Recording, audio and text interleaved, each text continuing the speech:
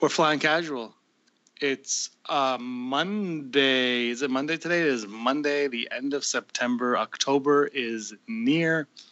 And with it, Canadian Thanksgiving. Hello, everyone. I'm James Razile, joined alongside Andrew Fantasia, and God, I can't wait for Canadian Thanksgiving. I am salivating at the thought of that meal, James. You don't understand. I love that we refer to it as Canadian Thanksgiving, as opposed to the American Thanksgiving, where they get Black Fridays and discounts and lots of more food and Jingle Bells as well. Jingle Bells was written for Thanksgiving. So that's your tidbit. But today's flying casual is not supposed to happen. I did not plan on doing this flying casual today, which is usually the case with the flying casual. It's just the spur of the moment, off the top of our head kind of conversation. But this one came to me because I was getting a lot of DMs, that's direct messages, and emails from you guys asking me if I had seen this past week's episode of Collider Jedi Council. And I had not. And I used to watch Jedi Council all the time. I don't watch it as much as I used to. Just because of doing this podcast, I really don't want anyone else's opinion to sway my own when I go into each show. So I try not to. And when I do, I'm usually a couple weeks behind because I'm like, okay, now I could go back and listen to what they had to say. And sometimes it overlaps. And most of the time, our opinions are very different and our shows are different as well. So, so I'm able to get that. But Andrew, you watch it all the time. And that's why every time you say something, it's basically just Christian Harloff's transcript. Exactly. Yeah, I have no free thought. I actually email him every time I'm about to do a show with you, and I say, Christian, what should I say about Ray? So far, it's worked to my advantage, I think. I think so too. Though he also flips the coins for every vote of no confidence, and he is the reason you get the hard vote on all of that. But we wanted to get into this because what happened was it was a pretty heated episode, actually. It was the thing I really liked about that episode was the passion that it all showed that they all had towards everything. The question I just asked you before we got on this was, is the panel tired of Star Wars? Obviously, if you watch the episode, you know that Mark Ellis is not. But the way it came across is there was a lot of nitpicking on things. And the one thing that stuck out to me, we'll get into the Snoke thing in a second, but was the Darth Vader and Han Solo. And right. I did a video with Brock and Josh like 3-4 months ago. I believe it was before Lord and Miller got fired from Han Solo. And the rumor was that Darth Vader was going to appear in that film. He was going to appear in that film. So, they were saying, it seems like this is just something because they have to save Han Solo, which I don't think is the case at all. I think Han Solo needed saving big time. I think they got Ron Howard to save it. I think he is saving it. And I think Darth Vader was just something that was in there anyway. And Vader could make sense. But Andrew, what were your thoughts on Darth Vader and Han Solo first? It's the right time period for him. But remember, just because you make a movie that's set during World War II doesn't mean Hitler has to be in that movie. There's so many fronts to every war, especially a war on a galactic scale like this. I don't see Vader being the kind of guy who personally appear in the kind of places Han Solo would circa that period of time where I think this movie's going to take place, because we're still not sure on that. But I picture Han going to places like Kessel, going to places like Nar Shaddaa, places where scoundrels tend to hang out. And while obviously there would be an Imperial presence there, I don't see Vader stepping off a shuttle to be like, mingling with this crowd of pilots and space truckers. He's gone and talked to Jabba the Hutt. He's gone to Jabba's palace and spoken to him, but that's like one powerful figurehead talking to another. I don't see Vader walking into a trucker bar and ordering, a shot of whiskey and just standing at the bar and looking out for trouble. So we don't know what this movie's going to entail. We don't know where Han Solo himself is going to end up, but from what we know about Han and from what we know about Chewbacca, they don't really live in the same world as Vader, if that makes sense.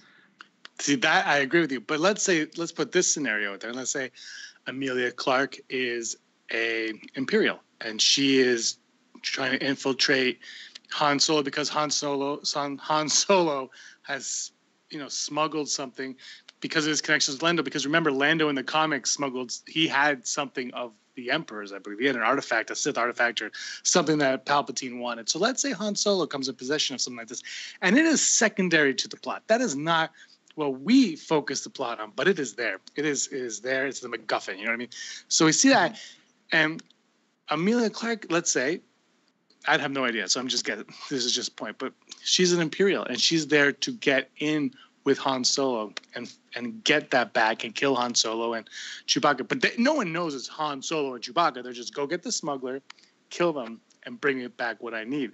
And she goes in, but then she gets sucked into that world and becomes one of them or whatever. And then at the end, the Empire gets her back, takes her in, and Vader's like, "You failed me for the last time," and that's it. I like that. I like the whole Emilia Clarke thing has always been a question mark, and a lot of us have thought, maybe she's going to be an Imperial officer. And I would love the idea of, if she is, like, let's say she's just on a Star Destroyer, she's like the Piet of this Star Destroyer.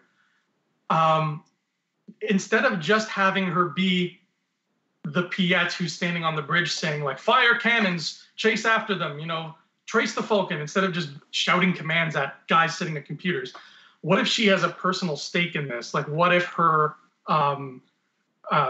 she comes from a wealthy family and her family's fortune was robbed by Han Solo and his smugglers. Like, they pulled like an Ocean's 11 on her family's casino, and now she's got stakes, and she's making it personal. And maybe there's an opportunity Vader can step in and be like, "Stop making this personal, Daenerys," and then you can go from there. Like, instead of her just being, because we've seen it. We've seen the whole, stiff collared officer who's just like, "I want those rebels found." And I think she's too good of an actress to just kind of turn her into that. So if you make this a personal matter for her, get her involved, then yeah, you got a perfect way to not only throw in Vader, but you got a perfect way to take this character, pluck them out of the background, and make them interesting. Yeah, exactly. Then nothing feels forced. It doesn't feel like, oh, we need to get Vader in there because Vader has to be in there. It's like, oh, that's why Vader's in it. Everything's falling into place. These pieces are these are the pieces we needed for this puzzle. And that's why I don't think we should panic on Han Solo yet, and we should panic on Vader's inclusion in Han Solo, because like I said, we heard this rumor months and months ago before the firing, and we did a video on it. I don't remember what it was. I don't have in front of me yet, but we did it. We did it a long time ago. It got like 4 views, so you should watch that for sure. Because the big debate now was Christian Harloff said right off the bat, "Is Snoke a bust?" And then that sparked your favorite moment in YouTube history, aside from Thumb War, which is coming sometime next year, hopefully. That's your web series. We'll talk about that later. But the Snoke, I'm going to ask you flat out, is Snoke a bust? I'm looking like this. You're getting intense on me. I want to just... Okay, let me answer your question. Let me answer your question with another question. The Marvel Cinematic Universe, is Thanos a bust? Yes. No. Can I take one step forward now? Yeah.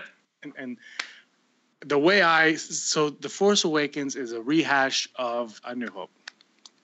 It's not, but we'll throw that aside. Okay, fine. It is.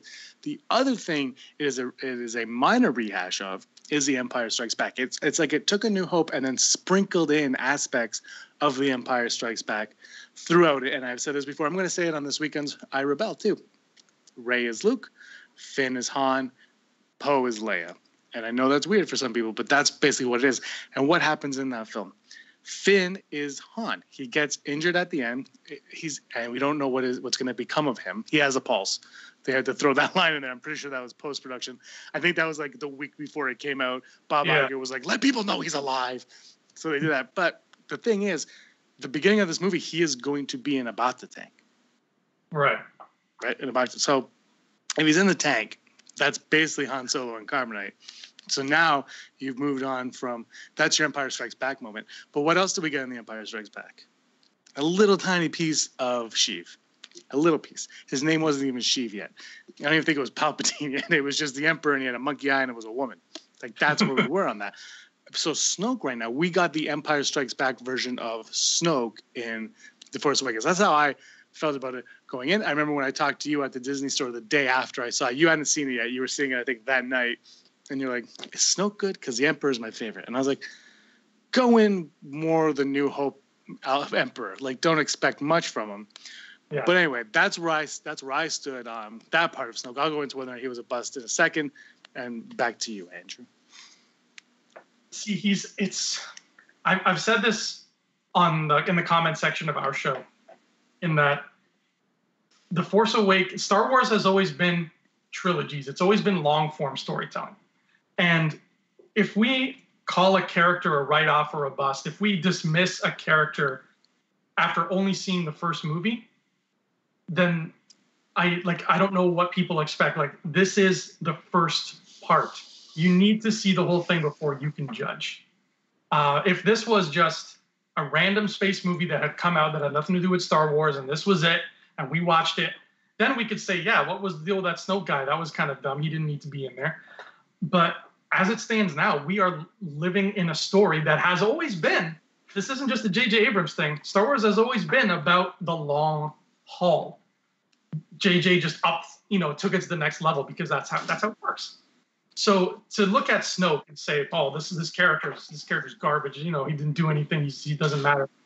Like, dude, there's 2 movies left. Snoke was teased for us. That's the whole point of long-term storytelling. You don't tip your hand in the first bet. You let everything play out when it plays out. Otherwise, it all feels forced. So I am 100% against this whole notion that Snoke is a bust. Absolutely not. He is just, the storytellers are waiting for the right time to push him to the forefront. And now Force Awakens has not been that right time. For what we're hearing, maybe The Last Jedi isn't even the right time, but we're going to learn more about him every time we see him. That's how mysterious characters work. But what if we don't? If we don't, then that's a blemish on their record, because as the writers, as very highly paid writers, that's their job to make sure that it doesn't end up like that. But I sincerely doubt we're going to get 2 movies and barely ever see the guy. Like, yeah, I can't see a world where that happens. I completely agree. And, they brought up one aspect of it where they said Snoke wasn't intriguing visually. He looked fake, and he was a hologram. Yeah, and there's the argument there. And you know what? The design of Snoke, and I think what it was we knew Andy Serkis was going in, we knew we were doing this. And I feel like for Star Wars fans, for the people like us that, quote unquote, obsess over it, and we look at it and we talk about it, we do podcasts on it and YouTube videos and whatnot on it. Yeah, before the movie started, we were like, oh, Snoke is blah, blah, blah, and Snoke's going to blah, blah, blah, blah. And then we saw the movie, and Snoke was none of that. He was not, and he wasn't Plagueis. He wasn't this. He wasn't that. He was intuition. He basically was there to let us know that there's a new big bad in town, and that he was pulling the strings on Kylo Ren. And to tell Kylo Ren that he was a Solo. Like, to let the audience know that Kylo Ren was Ben Solo. That was basically what Snoke's purpose was in that first movie, and he played it fine. But when you obsess over it, you start to imagine things. And the problem with the prequels and all these big franchises basically is we put the movie in our head, the characters in our head, before we have a chance to experience the characters the way the filmmakers intended us to.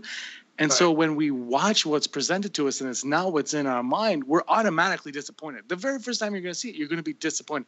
And that's why, a lot of these big movies that you obsess over, you should see more than once, because you need to watch it the first time, get it out of your system. Then the second time, you can accept it for what it is.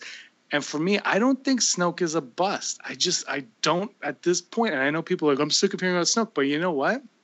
I'm just going to say this. When we put Snoke in one of our videos in the title, it gets the views. It gets more views. People are not sick of Snoke. They can say they're sick of Snoke, but they still want to know things about Snoke, and they want to hear people discuss Snoke. And I think that is very, very intriguing to me personally, that people all want this. And I would say, and you know what, from doing this YouTube thing for the last we've been on YouTube for almost a year now. We're like a month shy of a year. And what I noticed was, like I said, people go to Snoke. Whereas Rey, there's all that mystery surrounding Rey, but it's a different mystery. And people, as much as we're interested in it, you don't click on the Rey things as much, unless it's a big, like, I've got the answer to Rey, then you're going to click on it. You know what I mean? That's what I've noticed about all of that. Yeah, it's part of our, our human nature to be curious. It's part of our human nature to ask questions. And I think that Snoke's existence, even as it is in The Force Awakens, small as it might be, actually answers, even though it poses a billion questions, it answers one very big question, which is, where did this First Order come from? Oh, okay, it came from this guy. So now we can, okay, well, who's this guy? That's a totally different story. But, I'm sure people were wondering, wait, the Empire's gone. Why are there still stormtroopers? Why are there still bad guys? Like, what's going on? Oh, it's this thing, and he started it. Okay, now we have a face to that. So Step by step, they're giving us the puzzle pieces. But you can't expect every puzzle piece in the first movie. You can't, because that would not be an entertaining movie. It wouldn't. It would be 3.5 hours of people explaining things. It would be the dinner at Anakin's house scene from Episode 1 for the whole thing. And as much as I love that dinner scene, because I love hearing Shmi Skywalker say, like, I may not like it, but he was meant to help you, I wouldn't want to watch a whole movie of that. So you have to understand, like, as fans, yes, we want more. We're ravenous. I get it. I'm a fan too.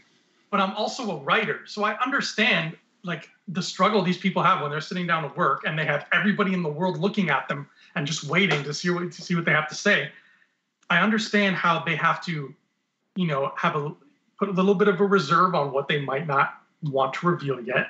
They have to be very careful the information they give out. If there is a big twist coming, if there is some kind of big reveal or something huge on the horizon, they can point to it. They can guide us slowly towards it, but they can't spell it out for us. Otherwise, that defeats the whole purpose. Otherwise, instead of making 3 movies, they might as well have just written an article that said, Han Solo has a child and Luke has a girl, but she doesn't know she's Luke's. Like, they might as well have just done that. Did you just spoil Rey's lineage? Well, I didn't want to give anything away, but I am Rey's. Y'all know that. I took the paternity test. I have the midichlorian. It matches up. You are Pablo Hidalgo. But what started this whole Snoke A Bust thing was, I think it was that the Snoke Pop Funko Pop figure is not selling. Like, you can find it everywhere, and you can find it everywhere. And my friend and Fatty Fan Theories got me that pop. I don't have it on me. By the way, I also own the Business of the Space Monkey Funko Pop, and it's pretty. You've seen it. It's pretty awesome, and that was an exclusive. But the Snoke one, look, yeah, you can find it everywhere. But you know what else you can find everywhere? Rose. You can find Rose action figures every place you go. You can find Rose and Hux are the 2 easiest action figures you can find for Star Wars right now. I've seen Luke and Rey. I haven't seen Yoda and Obi-Wan yet. Other people have, but I haven't. But is Rose a bust? Because her action figure is not selling. Is Rose a bust? Right. You know who else's action figure is not selling? Jyn Erso. Sergeant Jyn Erso. Sergeant Jyn Erso. Walk into any Django store. Fett. They'll beg you. They'll be like, whatever you buy, here, please take a Jyn Erso. People love Jyn Erso. Constable Zuvio. And in regards to the way Snoke looks physically, here's the thing. When Force Awakens came out, and after we watched it, yeah, I remember even saying, like, man, he looks a little bit too much like Voldemort for my taste. Like he's, stereotypical bald, pale guy in a dark cloak, whatever. But then we got thrown a great curveball when we found out that Snoke doesn't wear a dark cloak. He wears a gold, almost like kimono. And that, to me, was so effing cool, because it took this idea that we had of, oh, here's another generic mastermind villain. And it's like, not exactly. He's not just another one. Even if it's something as subtle as his clothes. I mean, clothes, may or may not make the man, depending on who you talk to. But this guy is clearly not just another villain in a black robe. He's not just another Sith Lord. He's not, he's not Voldemort. He's not a Death Eater. He's something different. And you were in the room with me when we were told by Josh Lucas from Den of Nerds. He's the one who told us about the gold robe. And you saw my face light up. Like, that to me was such a cool little detail. They could have been super lazy and just said, yeah, put him in a black robe. He's the bad guy. But no, they have something else planned for this guy that entails him to be off the beaten path. that makes him, something different, something to look at that's visually interesting. Because Black Robe is not visually interesting, but his physical look now is more interesting to me than like what Luke Skywalker is wearing in this movie. Like, it's a big deal to me that, like, I want to know what Snoke's deal is.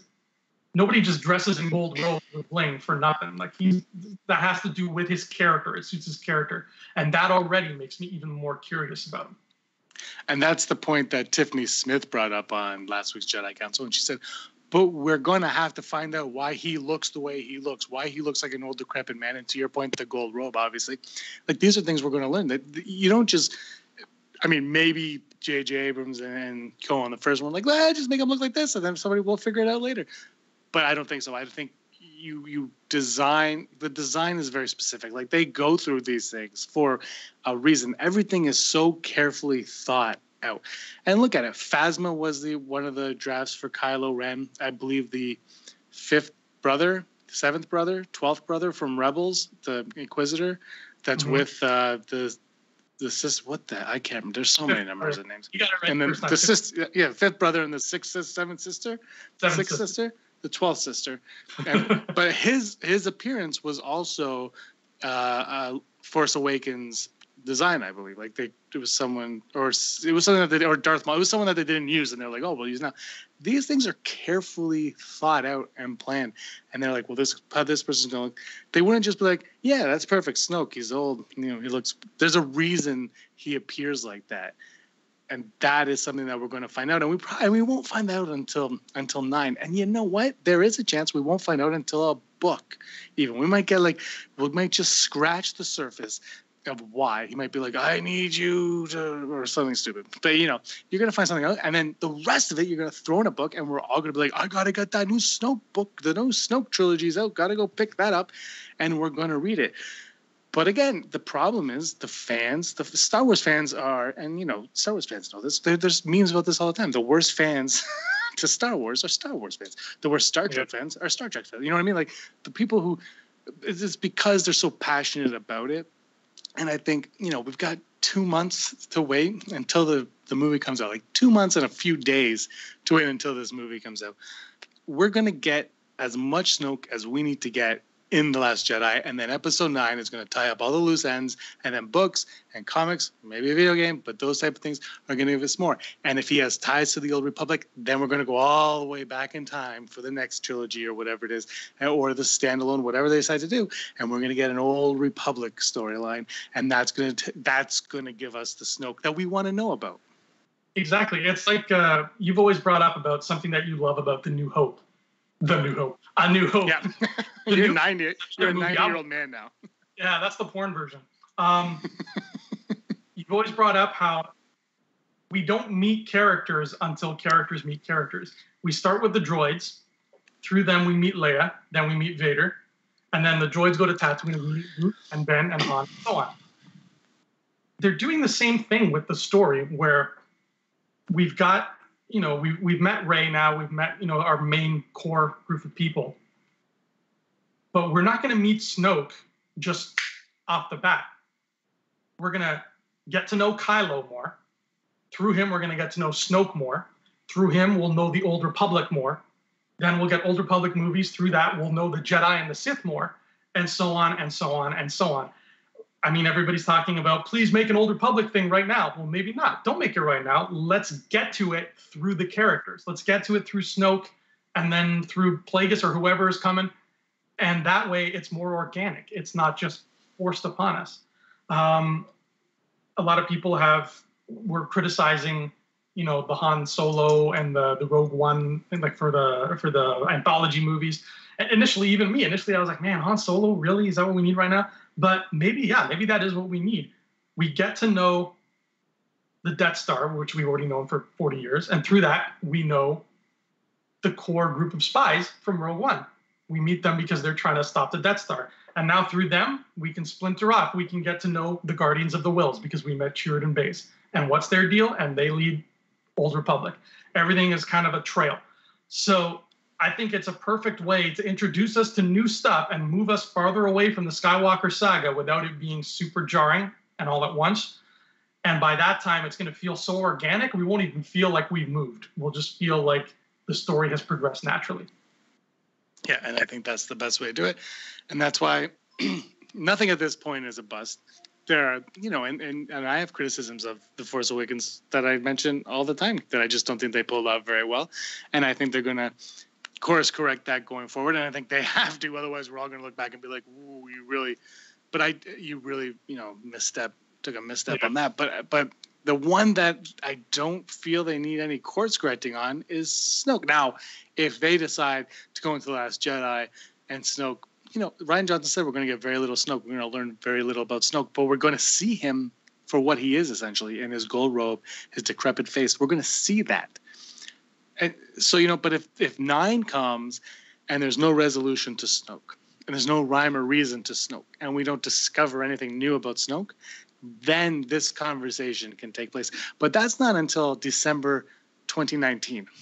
That's close to the end of December 2019. They're going for the 20th. That's the latest 20th date for Star Wars we've had so far.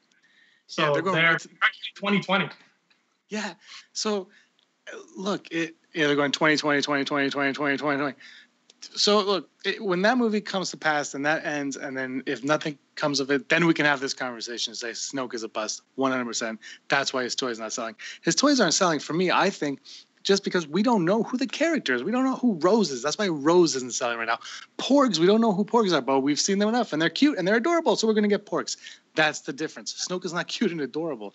If we discover that Snoke is really, really awesome as a character, and Rian Johnson wrote, even though we might have small scenes, but Rian Johnson wrote some amazing scenes, and we get to see Snoke be a bad MF, then guess what? I'm going to be like, I gotta get Snoke. Snoke's good. But the other thing is, are kids going to want Snoke? No, kids don't get villains that often. Do you know what I mean? Like, villains aren't really what the kids get. I was talking to my brother-in-law, and he's like, and they have all the Ninja Turtles. He goes, I don't have one Shredder. It's like, I don't have a Foot Clan. I don't have a Shredder. It's like, they'll buy the Shredder. Like, they'll buy a Shredder or a Skeletor because they need something for He-Man and the Turtles to fight. But that's literally like, they don't walk to the store like day one and be like, I want Shredder. Exactly. And the Snoke figure I haven't seen, so if there is, please let me know in the comments. But I haven't seen a Snoke regular action figure yet. Like I said, I've seen a bunch of other ones. I know that there's a old Obi-Wan and Yoda going around, but I haven't seen Snoke in that form. I've seen a Black Series Snoke. I've seen, that giant Black Series, the throne room one. I haven't seen it in person, but I know it's up there. And I've seen the Funko of Snoke, and then obviously the hologram Funko, which is pretty cool. But that's it. And kids don't play with Black Series toys. And I'm not gonna, if I had a kid, I'm not gonna spend $30-$40 on a Black Series figure for him to play with. You know what I mean? So that's why I don't know about you. Why do you think there's another reason for why Snoke isn't selling? Like you said, we not only do we know so little about him, but the toy. The Last Jedi toy of him in the gold robes looks so substantially different from how he looked in Episode 7 that I think a little kid would look at that and not recognize that that was the big guy in the chair in The Force Awakens. They just see this, bald-headed guy in a gold thing and think, I don't know what that is. It must be like somebody from Maz's castle. And they would move on and try to look for Luke and Rey because that's who they want. In terms of like us grown-ups, I mean, I'm ravenous for Black Series, as we all know. And as soon I'm surprised. I'm breaking the news. As soon as that Black Series Snoke is in my hand, I'm going to buy it.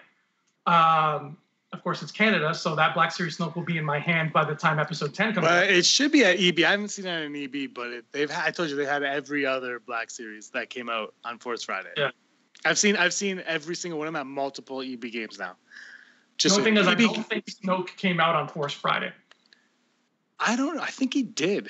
He was a GameStop exclusive, which is EB. So I could be wrong, but I'm pretty sure at Fan Expo, people were talking about it. They were. You're but right. He wasn't there in Hasbro though. So no, he wasn't in the Hasbro booth. But I've seen pictures of the normal toy, like not with the throne, just like Snoke standing up. I don't even think he comes with anything. It's just him with his robe and maybe like some Barry White records. I want that Snoke. Oh my god. But he looks so different from what we got in that movie that, yeah, I think on first glance, kids would just be like, what's this? Is this another Zuvio? Somebody who didn't make the final cut? Whatever, next. Excuse me? Does anyone complain about their Captain's Constable Zuvio figure? I don't know. Yeah. At the end of the day, you're right. We've got to see him. We got to see him do something that'll make us want to buy that toy. I mean, a toy collector like me, and I'm sure Brock wants the Funko because Brock loves Funkos, and I want the Black Series because I love the Black Series. But other than us hardcore weirdos, give somebody a reason to buy that action figure. It's called an action figure. Show them an action first, and then we'll drop money and talk. And exactly what you said. That's why I don't think he is a bust, because the movie hasn't come out yet. I mean, Force Friday is really jumping the gun on the toy. It's because of the obsessive fans. That's why. And obviously they want to get the jump on Christmas as well. You know, we got to wait for this movie to come out. And if he's cool in the movie, people are going to buy that toy. If he's not cool, they're not going to buy it. It doesn't matter how he looks. You know, like, kids are going to get an action figure of characters they like regardless. And like we said, the villain, they're just going to get a villain to beat. And frankly, it's going to be Kylo Ren because he's a cool, or Phasma because they're the cool looking villains, right? That's who you're going to get to go head to head against your Luke Skywalker and Rey's and Finn's and Poe's and whatnot. Snoke, no, I mean, I don't think I had I might have had an Emperor toy when I was a kid. I'm not sure if I did, but you know what I mean? Like Vader was my toy. Vader was my favorite. It was Vader and Obi-Wan, my two favorite. Obi-Wan's head, those spins. I have him in the room. His head spins around like he's possessed, but that's where I stand on that. I think, yeah, like I said, 2020, they come to me and tell me that Snoke is overhyped at that point. And again, for going back to the Darth Vader and Han Solo, I don't have a problem with it if it fits. I mean, if it is just like Han Solo, I'm here for, then. But I don't think they're going to lose sight of Star Wars that much. I think he was in the original draft of the script, which it could even go back to, Andrew, we're going right back to the beginning because we're going to wrap this up, but it could go back to, in the EU, Han Solo was an Imperial at the beginning. Mm-hmm. Vader could have been somewhere around there. They just walk by each other. That is all it could be. Do you know what I mean? So there's a lot of ways you could fit him in there. What are your final thoughts on all of this? Snoke is amazing. His gold robe is super cool. Emilia Clarke, call me. And also I love your number. Yeah, you can find me on Skype and Facebook, not Twitter though. I love the idea of Vader showing up in Han in the right context without being Chewbacca in Revenge of the Sith. As long as you're not Chewbacca in Revenge of the Sith, you're okay. Chewbacca. But yeah, give Snoke a chance. Give the story a chance to tell itself before you jump on it and say that this part of it is garbage. Long-term storytelling needs to be told in the long term. That's how it works. So be patient. Wait till episode 9. And if Snoke is trash by episode 9, then you're absolutely right. He was a bust. He was a poor character. Then we can talk about that and talk about how right you were and how wrong the writers were. But until that happens, and hopefully that won't happen, we just got to wait. That's it. Well, this has been 35 minutes of talking about nothing. And there you have it. No, that's what we do, baby. Yeah, that's what we do. No, exactly. I believe this is a non-topic. I think it was a great topic. It was a great conversation there. I think we just had a really good conversation. It's a conversation to have for sure. But I don't think he's a bust, and I don't think my parents think he's a bust because I don't think my parents think about him whatsoever. That's the thing. I don't think the casual fan of Star Wars walked out of The Force Awakens go, that Snoke guy was really a bust. No, because he went in there. He was like, I'm the new bad guy. You're Ben Solo. I'm going to train you. Boom, boom, boom. That is where he leaves off in The Force Awakens. The Last Jedi's job now is to pick that up and continue on from there. And if all it is lift this rock with your mind, I got to go to the bathroom, come to me next movie, then that's what it is. And that's fine too. Go to the bathroom. Yeah, well, I mean, we don't know. Yeah. He's on. But, that's where I stand on it. Andrew, where can everybody find you at, including your Twitter account? You can find me on Facebook and Twitter, maybe at Andrew Fantasia. That's it. That's all you can find. You can find me on Twitter, Instagram, and PS4 at Petsafina. You can kick my butt at Battlefront, and pretty soon Battlefront Dose. I'm really, really excited to play that game. I just played Battlefront 1 a couple days ago with Aaron, and we beat a level that we've been trying to beat for 2 years now, and we finally did it. I'm not a very good gamer. But anyway, that's all for this episode of Flying Casual on the Rebel Scum Podcast YouTube channel. Please subscribe to our channel. Give us a thumb up if you like it. It helps us out quite a bit. And comment below if you think Snoke is a bust or not, and your thoughts on Darth Vader. I know a lot of you are going to be harsh about it, but realistically, can you be okay with Darth Vader and Han Solo? All right, guys. Thanks a lot. May the force of others be with you.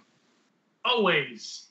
Sometimes. Hey, scumbags. Thanks for watching. Don't forget to give us a thumbs up on our video. As always, please subscribe to our YouTube channel, Rebel Scum Podcast, for all the latest videos.